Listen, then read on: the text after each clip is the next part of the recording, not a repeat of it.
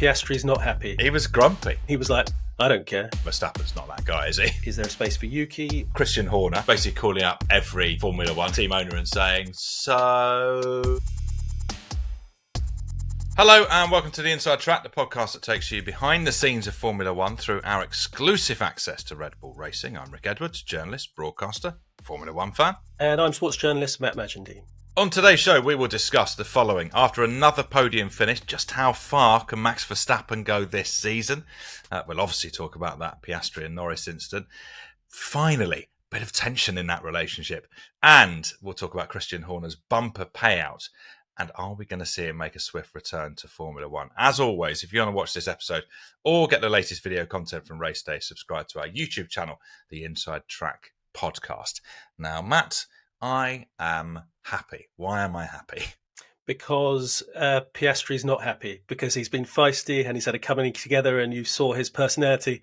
Really great grumpiness over the team radio. I knew you'd love that. Absolutely spot on.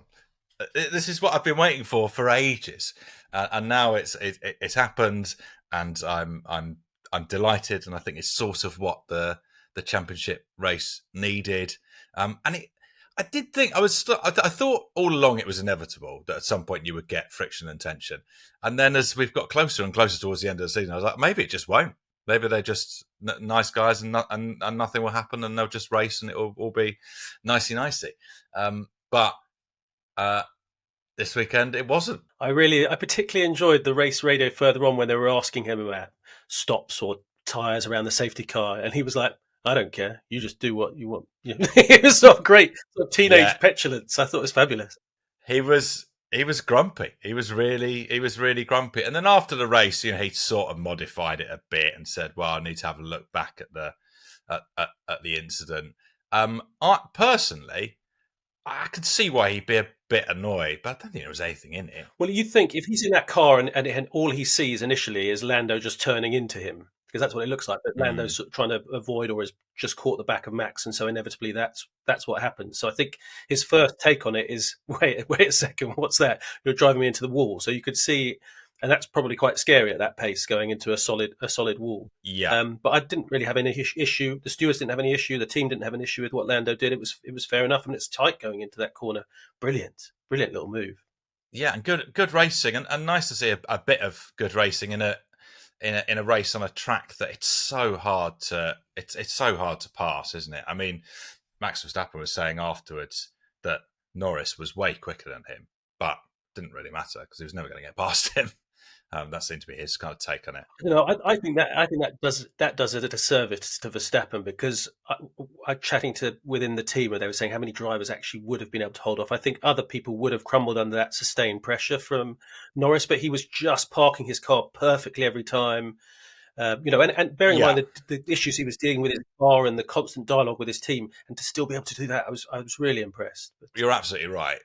I suppose what I mean is that you have to wait for the person that you're trying to pass to make a mistake. Yeah. Without them making a mistake, you're very unlikely to get past. And you're correct. Like most drivers, I think, under intense pressure from a faster car, probably would crumble. But Verstappen's not that guy, is he? Yeah, and it was interesting. We talk in the past about the dirty air, but actually that was a race where you could see it for real within a second. Yeah. How a car behind loses itself, and you're like, okay, right, that really makes sense. Because I was watching on TV, and that the commentators were talking about that aspect, and sure enough, the cars really struggled without fail as they were trying to get past the cars in front. So looking at Red Bull, well, actually looking at Verstappen, I think although he was having some issues throughout the race, there was a question mark, wasn't there, after the last two really good races for Red Bull, whether on a completely different circuit like Singapore they would be competitive. And with him at the wheel, they were. I think this second is better than the wins in Monza and Baku, if that doesn't make sense. I know what you mean. I think it does, yeah. The team is funny because they're so competitive. There is an element, a tiny bit of disappointment that they didn't win the race, because Max could have got pole, he could have got past George, whatever, and then maybe it'd be a different thing. But they are ecstatic, honestly, especially when more debriefs they have, to be second on a high downforce circuit where circuit Max has never won on, a type of circuit where they have been pony this season. They really have been Yeah. absolutely dreadful at that type of circuit, and yet they were really quick and competitive. And the car, okay, there were upshift, downshift issues, some balance issues, but the car was still quick despite that. And they're not too concerned by the issues they had. They feel they can iron those out quickly enough. So it bodes very, very well for the next 6 races. I think they will be competitive at all the races from now on. So that given then, these last 6 races, is there any chance? I want there to be. Is there any chance that he reels in? What is it now? 63. Yeah. 63 so mathematically, there's a chance. And so the team are talking, and it only takes a Piastri into Norris on turn 1 in Austin, and it's a slightly different situation. I mean, it's far fetched. You would think it's still McLaren head to head, but just there's a glimmer of possibility. He didn't really eat enough points into Piastri. He needed a DNF there or whatever. That's a lot to make up in 6 races. And the McLaren's still quick. You could see how quick it was. You're talking about how Lando was quicker than Max. The pace is there, and they'll have some circuits that play to their strengths as well. We'll talk about Yuki. Not a great race again finishing behind Isaac Hadjar. I now find it impossible to see a situation where he's in that second seat come next season. I wouldn't even be that surprised if they thought, let's just give Hadjar like a sort of free pass for the last few races and say, get accustomed to the car or whatever, get accustomed to driving in the big seat. It's just not working, is it? So it's interesting because I see that it will be Isaac Hadjar's seat. That's the way it's been going for some time, and that looks more and more inevitable. Interesting. The team are actually quite happy with Yuki beyond. Are you? Sorry, are you crying? Are you crying? I think it's just the lighting. Okay. Oh, sorry. Actually, he had an absolutely terrible start, but his pace was actually very good in the race. That's what's the frustration. So they were very pleased with how quick he was in the race, but you can't be finishing P12 when your teammate's finishing, a lap ahead of you. Quite a different. No, but the problem is that there isn't one problem. There's always something. There's always something that goes wrong, and that I think probably if you're in the Red Bull hierarchy is more of an issue than if it was just he doesn't qualify well or whatever. Do you know what I mean? If there was a sort of systemic problem that you thought, okay, we're going to focus on this, but it's a variety of things, but something always goes wrong. I mean, he was the slowest car in Q2, and that's in a good Red Bull that's performing well at that circuit. That's not great. I think if you just look at the statistics and the numbers to qualify where he did, the race place where he finishes, despite showing good pace in the race, that's not enough. His job is to consistently score points, and he's just not doing that.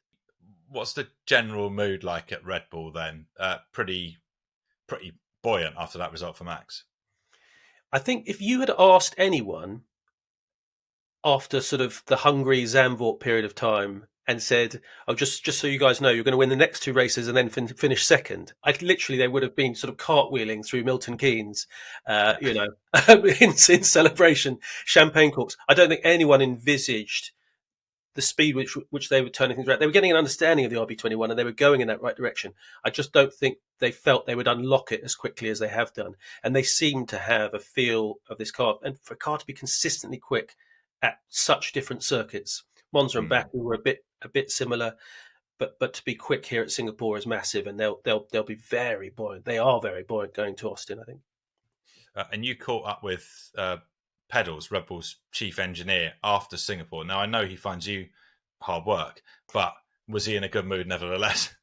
So by the time I spoke to him, it was about 2:30, I think, in the morning his time, which is very generous of him to make time at that point. To be fair, they're on European time. And he essentially said he was just killing time to stay awake until his flight, which was nice. But otherwise, he was generally not.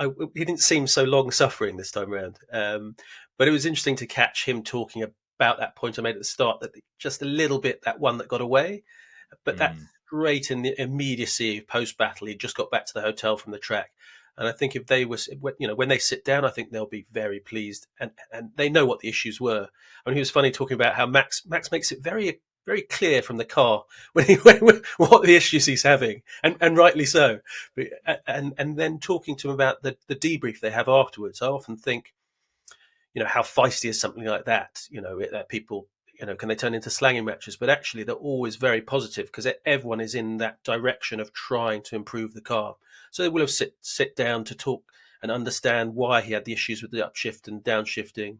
I mean, it's very rare to see Verstappen lock up on both his fronts like that. That's almost unheard of.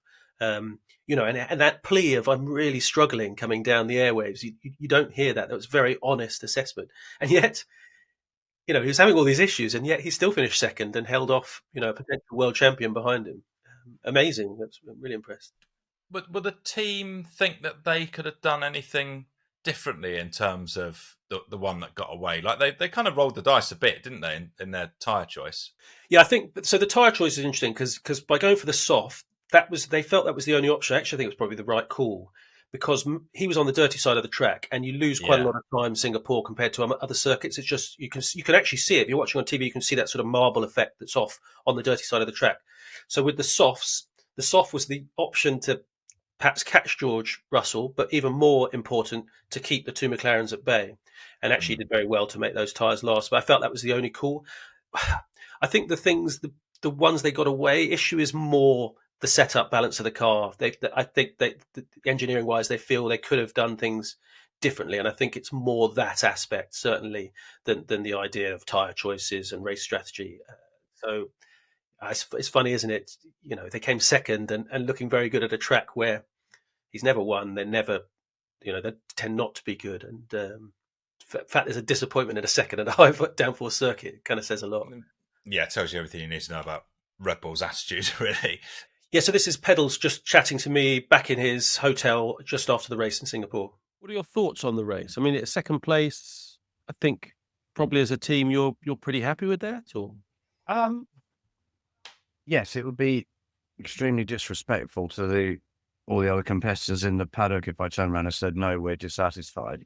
We may have let a potential win slip away, but we may have been able to improve our car. But it's not to say Mercedes couldn't do the same in hindsight as well. Equally to McLaren, they could have, in hindsight, improved their car as well. So pleased, yes, because the last time we were at a sort of high downforce track was Zandvoort, and we were, if I remember correctly, quite poor. And without the safety cars, it would have been an awful gap to endure. So to come here, be competitive, challenging for the pole, pick up second, have a few issues in the race and defend against Lando, having started on the worst side of the grid. Yeah. Disappointed yet satisfied. So, because Max talked quite a lot about issues with downshifting, upshifting, balance of the car, and bearing in mind all that, for him to finish second and not a million miles away is incredibly impressive, no? Oh, yeah. He will drive round problems that inadvertently we may leave for him. He's quite vocal in telling us about it, which is fine. But that's his sort of way of telling us, or my view is, it's his way of telling us that he's struggling with it. And we've got to look into it and sort it out the next race, because we'll be quicker at the next race should we not encounter it. Absolutely fair. We survived all our difficulties, should we say. Yes, as I say, ultimately we staved off the Lando assault, but equally George was too far gone. We lost some time when we locked the two front wheels at 14 or wherever it was, I can't remember. But as you say, yes, we came home second, and whilst it may feel like we let one slip through our fingers, we've got to be, should we say, boosted by the fact we've come to a high downforce, bumpy street track and been competitive. Yeah, I like that when you first asked him, I imagine you're quite happy, he said, and then there was about a 15-second pause until he eventually said, yeah. So obviously there is that little hint of frustration that you only get from a team that is just so used to winning.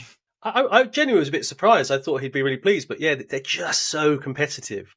Winning is is the only thing that's enough, isn't it? That they have to win, and if you feel like you had a car to win at a weekend and you don't win, that niggles, doesn't it? Be interested to see what he's like now, or whatever, 24 hours on, if he's a bit more reflective. But yeah, he was sort of quite happy with that sort of assessment.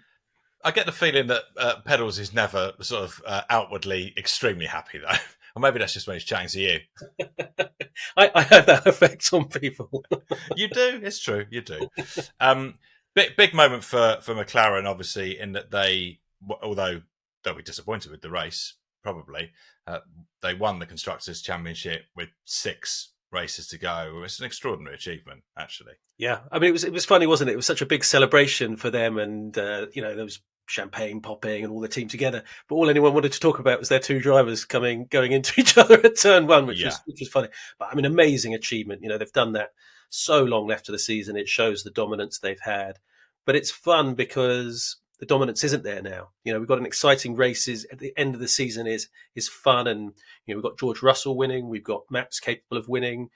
The Ferraris maybe one day, but although Charles Leclerc described themselves as just being passengers in the car, which wasn't exactly a ringing endorsement for what they're driving. So it's great for the rest of the season, and it also tees up for 2026 that you don't have just this one dominant team at the moment. The other thing is you don't need a very long memory at all in Formula One to recall McLaren being useless. But really, like a bad car. Back of the grid, useless. Back of the grid. Yeah.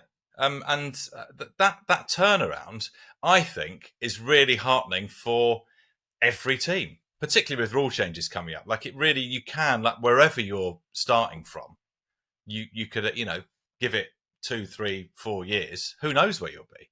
I love that. That rebuild was so impressive, with Zach Brown and Andrea Stella being at the front of that. And they've created an amazing team. And I love this thing that they have there, 2 guys racing against each other and the papaya rules, all of that stuff. It's great to see. But if you're a Williams, for example, you're a James Vowles or whoever else, you'll be feeling, well, wait a second, we can do that too. And they're showing signs. They're showing signs that they can do that, which makes next season so exciting. Like, who is going to be at the front? Who is going to crack these regulations better than the others? Maybe George Russell. I mean, you'd think he'd be pretty pleased going into next season if what you're hearing about the Mercedes engine is correct. Then he's got the most powerful power unit, and that's going to be a big part of being good next season. But he was so impressive. If you take the Friday where he crashed into the barriers, he just didn't seem to have an understanding. And I loved afterwards, he actually said, well, the truth is I just sort of watched what Kimi was doing, because Kimi Antonelli, he's the 19-year-old, and he's just, this more experienced person is just deciding, okay, I can't seem to master this. I'll just see what he's doing. And he totally learned from that, took that on board. Those laps in qualifying, that first one was stunning. I actually don't think Verstappen would have got that even, despite arguing he'd been held up by Lando. And then to improve on that was impressive. And then the race, we didn't really see him in the race, did we? Because he was just out on his own. So it wasn't, they didn't need TV footage of him. But he just seemed faultless from that crash onwards, Saturday, Sunday. It's impeccable driving. Slightly funny one, actually, because I completely agree that it felt like he was just leagues ahead. But actually, the gap wasn't big. It just never felt like Verstappen was going to threaten, even when he was sort of eating into the lead a little bit, and that's when he locked up, isn't it? You never felt like Russell was in any danger. Well, also, I think the other aspect there is he was driving within himself and within the car. I think there was a bit of stuff on the race radio saying, actually, just bring this home. I think his advantage, if pushed, could have been much bigger, but he didn't need to do that. Like, he talks, I think, in the last 10 laps of how much closer the wall started to feel. That's the only thing that's going to deny him is he goes too wide and bangs into the wall. And so suddenly I think you can tense up. It was interesting because he was talking about trying to lift off, but he said if you lift off too much, actually you begin to lose the control because you get in this good tempo pushing. So he did lift off a bit, but not an inordinate amount, because I think he felt that would sort of undo his rhythm. Annoyingly, I remembered that you had predicted George Russell. We'll go through our predictions in full a bit later, but you predicted he'd be on the podium, and I was like, where's he pulled this from? Well, you remember how they have certain circuits where the car's going to go well. This seemed like this would be one of those. I'm sure you'll have a fabulous excuse for why you didn't have him and for why your points are better than mine, but I look forward to that. Yeah. Yeah. Well, we actually are going to have a very interesting discussion, which I am massively looking forward to. Now, I want to talk about Christian Horner. So apparently he's going to get 80 million quid from Red Bull, which is, lovely stuff. Is that the sort of thing that is just in your contract somewhere, or will he have negotiated that figure? How does it work? So his contract was to the end, I think, of 2030. His annual salary. So it's in his contract that if he gets paid out that, I think it would have equated to nearly 100 million if it was to do the full letter of the law of that. But by dropping it down to the 80, it means he's free to work with another Formula One team if the opportunity arises come sort of April time. So that's the negotiation. But my understanding is that money will have landed in his bank account last Monday. And that's quite a sizable sum of money, isn't it? That's a decent day to check the old account. Did that go in? That has gone in. And in terms of his return to Formula One, there's this. Who is it who said this? Is it the Aston Martin guy? Yeah, so he's basically calling up. Yeah, basically calling up every Formula One team owner and saying, "So anything?" Yeah. I mean, I was quite funny, that comment. I think he's sort of just. I don't think that's entirely true, but definitely there's been conversations. Yeah. But that was a really funny comment, because I like that, because there's definitely been conversations with Aston Martin, with Haas, with Alpine, I think possibly Williams as well. So there's been a lot of conversations.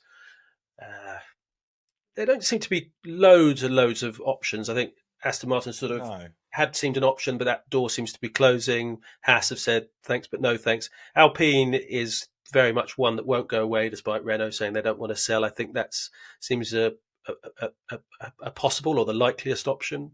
But I mean, what would you do if you just banked 80 million? Would you be rushing to get back to work? So I personally would never work again, but I think that the sense you get of Horner is he lives for this stuff. Like, he can't, like, the money is not going to give him the buzz and the kind of drive to get up every morning. Like, he has to be doing it. That's my impression of him. I think you're entirely right. I mean, there is one other option, and there's a possibility of a 12th team on the grid to enter, and that would be the harder option. But that's the best option, though. I mean, that would be cool. But a slow burner, because if you've got the backers to do it, I mean, these teams if you buy these teams, they're worth like $1 billion or something ridiculous now because of the value of Formula One. So it's actually almost cheaper to start your own team from scratch rather than buy in. But that's a lot of work to do. But imagine if he did that, the drive and determination he'd have to prove people. I mean, not prove people wrong, because he's done everything possible and won everything in the sport. But to do that again at another team, he's an impressive leader. Teams would be interested in his services because of what he managed to achieve at Red Bull. Is it a straightforward Team Horner, or do you think he goes, Spice Cars or something? I think Spice Cars is good.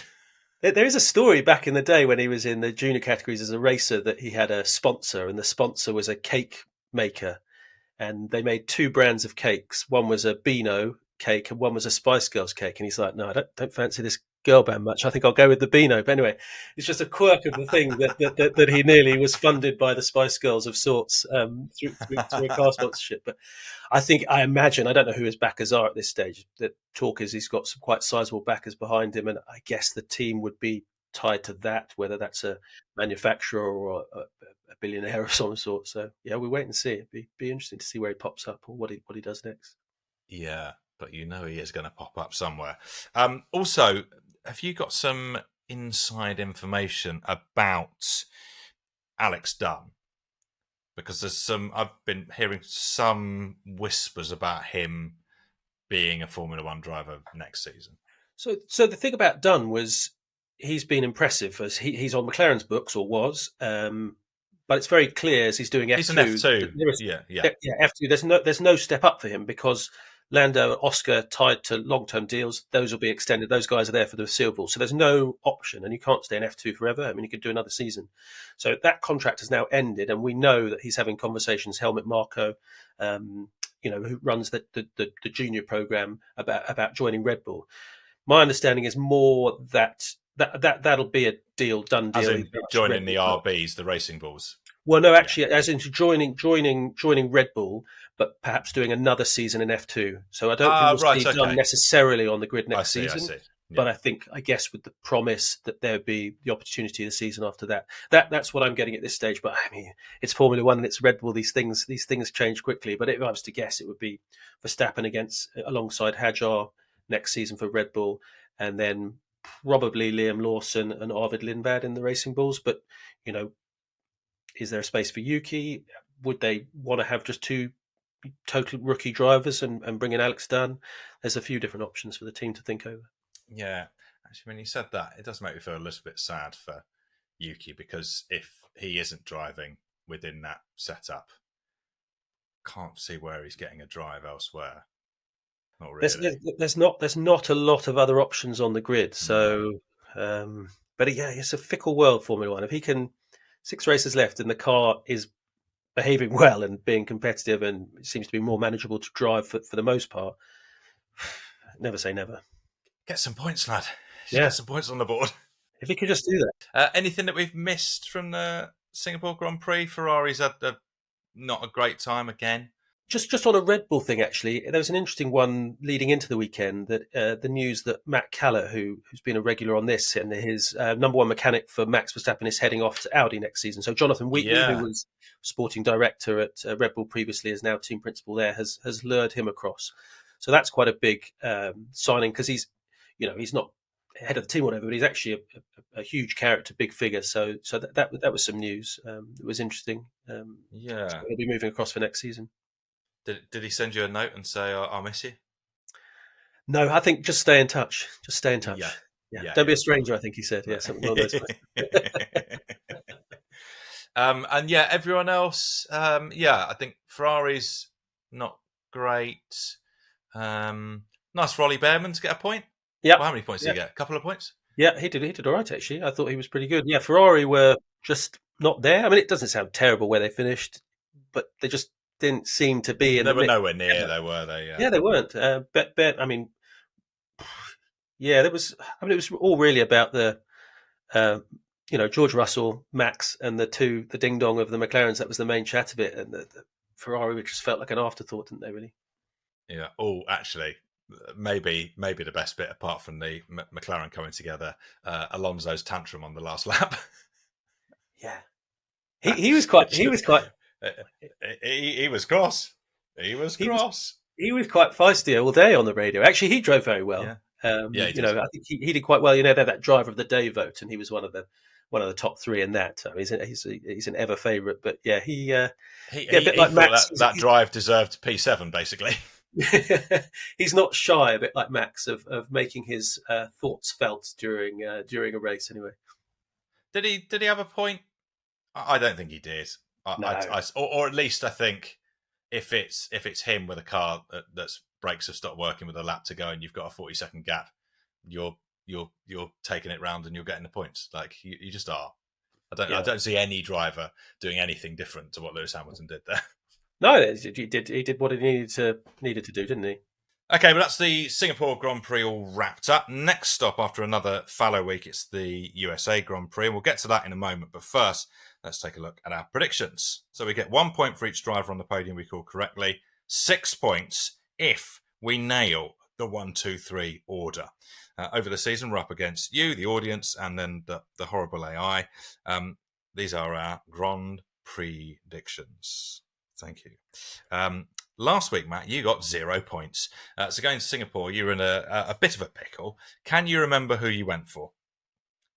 Norris, Piastri, Russell?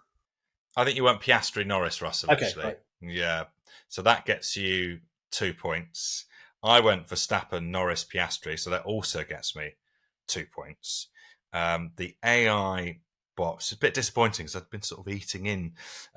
The AI bot went for Verstappen, Piastri, Norris, so 2 points as well. And then audience member Darren from Instagram, he went Norris, Verstappen, Sainz. Funny one, but also gives him 2 points, so no movement. Yeah, quite boring. So the leaderboard, I'm just going to read the leaderboard as described by producer John. Audience 28, AI 30, Rick 32, Matt 35. And I looked at that And I thought, well, I don't obsess over the points in the predictions, but I'm pretty sure I was 2 points behind after last week. So I went back and checked, and last week it was 33 to you, 31 to me. So what producer John has done is only given me 1 point, and that is an absolute outrage. Oh, yeah, I was going to talk about that. I think you've been deducted a point for complaining all the time that you deserve more points. Is that right? This is like McLaren trying to manage their two drivers, and then suddenly you realise that one of them is being unfairly treated. And I've suspected it was me all along, and now I've got the proof. I don't want to say I'm the producer's favourite, but that doesn't... Well, I mean, this speaks volumes. It's an outrage. I don't know if producer John wants to explain himself at all. Yeah. No, absolutely. Yeah. Bit tired this morning. And my maths. Oh yeah, because 31 plus 2 is hard. How tired are you? You don't want to know. I apologise, Rick. I apologise. Right. So updating those scores: 35, 33, 30, 28. But however, if you had picked the order I'd had, you'd definitely be arguing you deserve more points because George Russell was a bolder prediction. So that I'm just going to put that out there. And you'd be well within your rights to make that argument. Yours is a nicer prediction than mine, and unfortunately, the scoring system doesn't differentiate between them, unless you're helped out by producer John, of course. Now, next race on the Formula One calendar is in the USA, in Austin. It's on Sunday, the 17th of October. Talk to me about this Austin circuit. Oh, I love it. It's a good one, isn't it? Great circuit. Yeah. And I'm excited going there because I think Red Bull are going to be good. I think McLaren will be back to the fore there. Mercedes look like they've got hopefully a more consistent car. So it sort of feels like there's a 3-team battle going into that one. So it should be great. I mean, it's a lovely circuit. I love it. It's, and it's always well supported. There's a good number of fans. There's good atmosphere. All the celebrities. It's a big celebrity. Yeah, arrival magnet. Circuit. Yeah, absolutely. List of who's who of people I don't recognise whose names they are, but I'm told they're famous. So very much looking forward to it. I don't know what to do prediction wise. It's quite a tough one, I think. Yeah, it is. Is there a danger for McLaren that having won the constructors, that they almost imperceptibly sort of take their eye off the ball, or does actually the fact that Verstappen and Red Bull are looking quite tasty sharpen the minds, do you think? I guess so, although there's different ways you can look at that. It's weird because someone who's dominating the constructors, it does look a bit like a team feeling the pressure a little bit, which is quite weird because they have been so dominant and probably one of their drivers with the championship. So it's odd that they should be feeling that pressure. But yeah, I mean, we talk about sort of the pedals comments. There'll be people at Red Bull exactly like that. Rob Marshall is a great case in point, used to be at Red Bull and as one of the people that's key in making this McLaren so good. They'll be fiercely competitive, these people, and they'll be very driven on Monday morning. They'll want to, they won the Constructors' Championship, but they'd like to hammer that home, win by even more of an advantage and ensure their drivers have the tussle. What I'm interested is what Piastri does. They've got this, papaya rules and they're going to talk and have this long debrief and we're all friends and everything's going to be fine. But will it? That's the bit that's so exciting going to Austin, isn't it? And the races beyond, will we see more ding-dongs between those guys? Because it's knives are out, aren't they? It's the Drivers' Championship on the line, first one for each of them.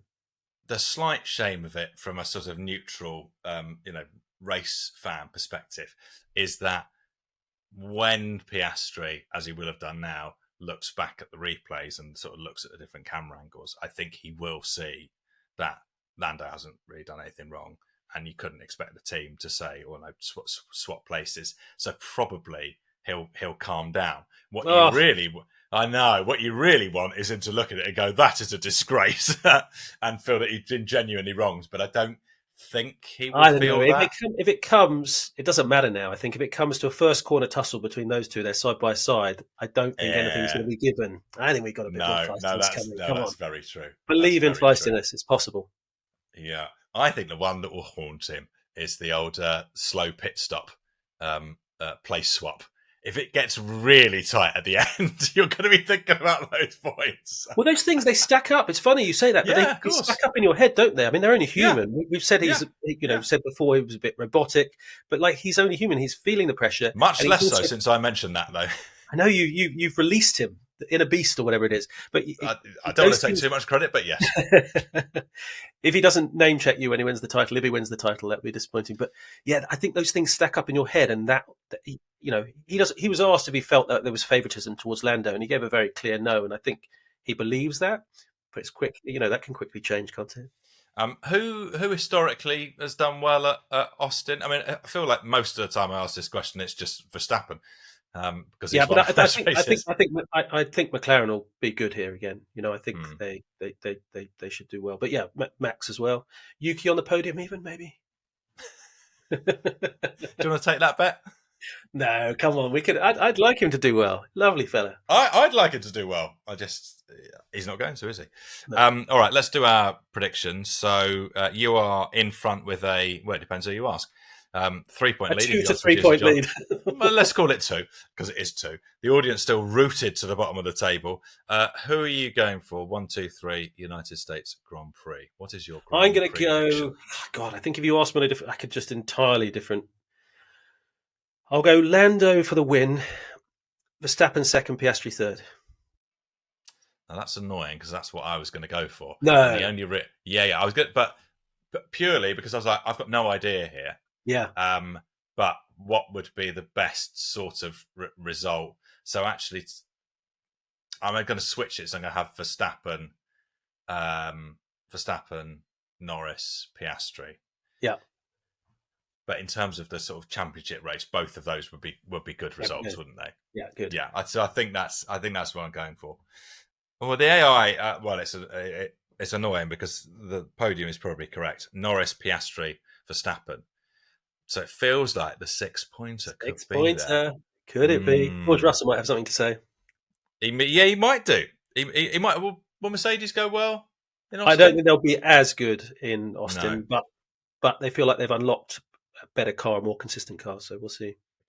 We'll select a listener prediction to represent you, the audience. Not too late. If you want to get involved, just go to our Instagram or comment on YouTube.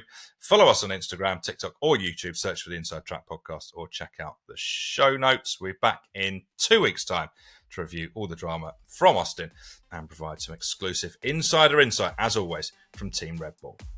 The Inside Track is funded and made by BBC Studios, a commercial company that is wholly owned by the BBC. It's produced and edited by John Weeks, video editing and social media by Georgina Revel, and James Cook is the executive producer.